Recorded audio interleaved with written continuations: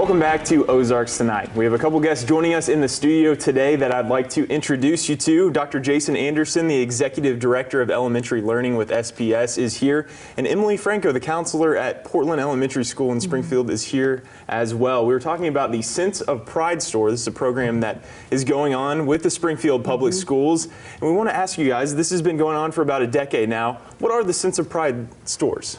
So it's a great program where students have the opportunity to earn or gain something that maybe they wouldn't have access to before. And a lot of them are around critical needs, like things that they need every day, toiletries type stuff, or it could be that special gift, that's something that they want to earn. And that's the basis, the premise of this is, you know, they have the ability to earn it based upon their behavior and attendance at school. Sure. And Emily, at Portland, what kind of impact have you seen with the Sense of Pride store on the students at Portland? Kids are able to take pride in earning things. We've had kids be able to meet needs, and it's not an embarrassment factor anymore that they don't have access to hygiene or don't have access to snack foods or school supplies.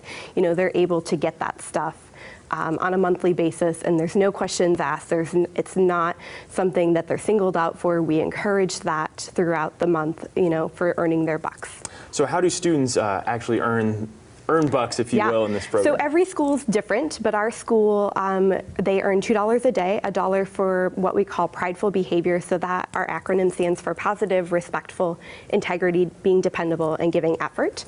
And then they also earn $1 a day for completing their work. So they can earn up to $2 a day, and then they get to go shopping at the end of the month, spending their money. And that also teaches them, I guess, you know, if they want to save up money for bigger items, I guess what's the typical cost for items? Do students maybe have to save a little bit more if they want bigger items? So obviously need items, which we consider food, hygiene, and school supplies, we price a lot lower because we want the kids to earn that stuff. But those want items, toys, crafts, sports equipment, we price higher. And so we just had a kid last month save up 250 points and purchased a guitar. We've had a lot of kids that have been saving for a scooter.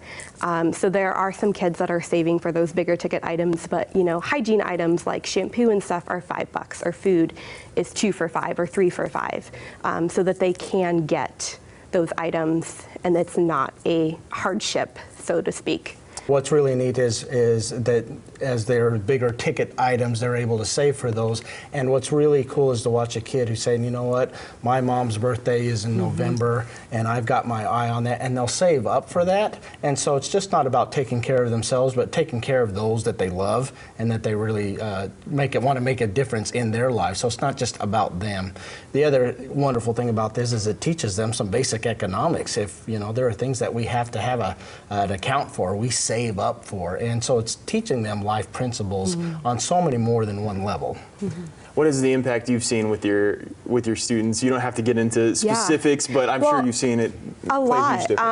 So every month we try to give a free item away, so that could be like travel size shampoo.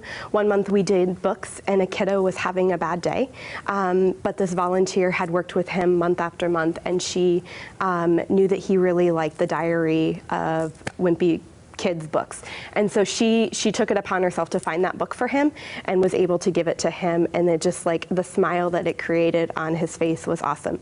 I think the other big thing was we had some families that had lost their house to a fire, and these kids didn't have a toothbrush, they didn't have shampoo, and so the teacher came to me and said, hey, can I take this kiddo up there to get those things? Absolutely. And so that was a really cool moment between that teacher and that student to be able to create a bond. He was new to our school, and also meet some needs, and giving him that opportunity, he was able to pick out the things for his siblings as well. So taking that pride in that, and you know, developing those relationships, whether it's with our teachers who help them shop or our volunteers that come in and help them shop as well. Now, how are these stores funded? How are the items in these stores paid for? I think every school is different. This past year, we were really blessed, and we got a $5,000 donation from the Assemblies of God Credit Union. Next year, we're still working on funding. Assemblies of God has given us some money, but we are still lacking some funding for next year. So a lot of times it's working with different partners in your community, whether it's the churches or local businesses, applying for grants, you know, just networking and trying to get funds. All of them are funneled through the Sense of Pride organization, and so whether it's through donations, there are a couple fundraisers through the year. There is the a golf tournament that they have that's coming up soon in June, I believe, for raising funds, as well as they have a trivia night every spring, and that's just a lot of fun. And all of those proceeds go to seed money to give to the fund, to give to the over a dozen schools that participate in this. And a lot of the schools also have partner schools where maybe those schools, PTAs or some organizations, they collect items and they say, hey, these are things that came our way. We don't have the need for them, or we collected them specifically for you, and share those with the other schools, the recipient schools. Excellent. So the biggest need going forward is just to find more partners to help out and Absolutely. to continue this program as The as finances, you go forward. yeah. All right, very good. Well, Emily Franco, thanks for being here. Dr. Yeah. Jason Anderson with SPS, Great thanks to for be being here. here as well. We'll have more Ozarks Tonight coming up right after this.